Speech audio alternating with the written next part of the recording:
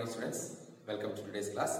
Today we are moving to the part of history, chapter 10, 18th century political formations. In this chapter, we are discussing about the Mughal Empire, and Mughal Empire were reshaped by the independent kingdoms and some rulers. And the crisis of the empire and the later rulers. Later Mughal rulers, where some of them were incompetent, and their crisis about the other independent rulers, and the emergence of new towns Hyderabad, Awadh and Bengal. We are looking these things in detail. 18th century political formations. In this module, we will learn about political formations of the Mughal Empire. As we can see from the maps, during the first half of the 18th century, the boundary of the Mughal Empire was reshaped by the emergence of a number of independent kingdoms. In 1765, the British grabbed major part of the territory in eastern India. From the map, it has been clearly found that how the political conditions of India changed rapidly. There was a drastic change in the political groups when Aurangzeb died in 1707 till the Third Battle of Panipat in 1761. By the end of the 17th century, because of several factors like depleted military and financial resources of the empire, by fighting a long war in the Deccan, the Mughal Empire started facing various crises. Later on, the efficiency of the imperial administration broke down. It was very difficult for the latter Mughal emperors to keep a check on their powerful mansabdars. The nobilities were also being appointed as governors in Mughal Empire who had their control over military administration and other activities. They were having huge power and army and control over provinces, and this also declined the revenue of the capital. The peasants and zamindars sometimes revolted against the Mughals due to increase in the taxes. These were sometimes caused due to overuse of powers of governors and local chiefs. Also, the Mughal Empire used to suppress these till the reign of Aurangzeb, but after that, the Mughal kings were unable to suppress these groups. While economic and political crises were going on in the empire, the foreign empire took advantage of this. Rulers from Iran and Afghan near 1740s took away a lot of wealth, and also, after this, Afghan ruler Ahmad Shah Abdali raided North India 5 times between 1748 and 1761. Since the empire was under pressure from all sides, the empire then further weakened by the competitors. The rulers became puppets of nobles, and these nobles were getting divided into 2 groups, Iranis and Turanis. They both were powerful groups. Also, these groups influenced rulers blindly, like Kings Ahmad Shah and Shah Alam II were blinded by the rulers. Emergence of New States. Amongst the states that were carved out of the old Mughal provinces, 3 states stand out prominently. These were Bengal, Hyderabad and Awadh. All the 3 states were founded by the members of the high Mughal nobility. They enjoyed the trust and confidence of the emperor and occupied high mansabdari positions. Hyderabad.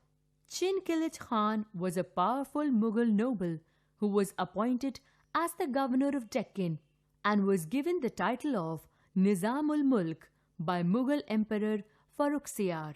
As the Mughal governor of Deccan provinces, he gained control over its political and financial administration. Taking advantage of turmoil in Deccan, he gathered power in his hands and established the state of Hyderabad. He forced the Mughal emperor to give him the title of Asaf Jah and thus started the Asaf Jahi dynasty.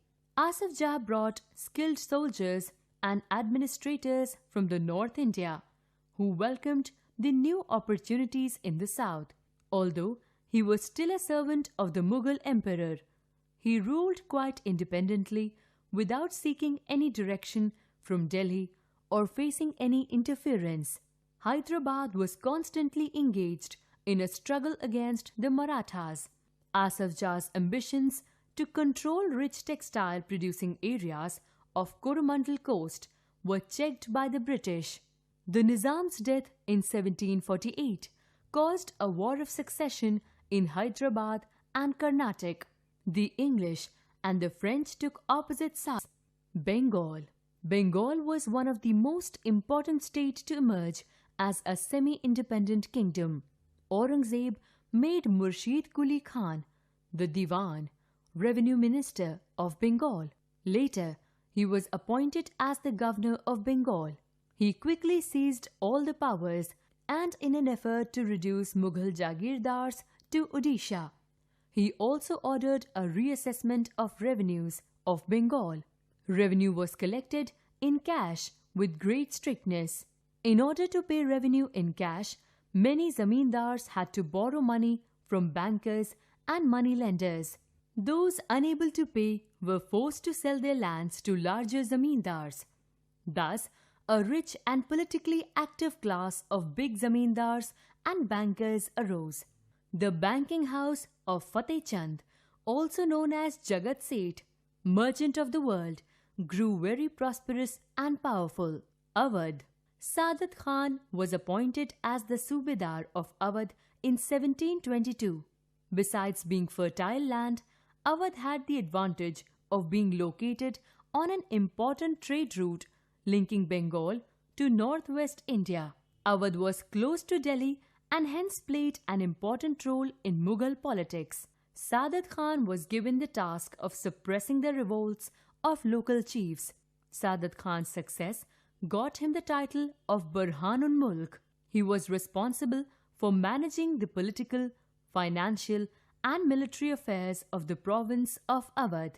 He tried to decrease Mughal influence by reducing the number of Jagirdars appointed by Mughals. He appointed his own loyal servants to vacant positions. Saadat Khan improved the economic condition of Awadh by instituting a new revenue settlement. He auctioned the right to collect revenue to Jagirdars, who had to make time-bound payments to the state. So long as they paid up on time, the Jagirdars were free to extract whatever amounts they could from cultivators. The high rates of revenue forced them and the cultivators into the clutches of moneylenders. It allowed new social groups of bankers and moneylenders to influence the management of the state's revenue system. We have seen the emergence of independent rulers, decline the power of Mughal Empire, and a financial crisis also was there in the empire. That also was the one of the reason for the decline of the empire. And the attack of Nadir Shah, he looted some of the treasuries of Mughal Empire, and the emergence of new states, new Mansamdas or the Zamindars, they become the independent rulers, and the emergence of Awadh, Hyderabad, and some other states in that time. Go through the textbook, read it carefully. The rest of the chapter we will see in the next class.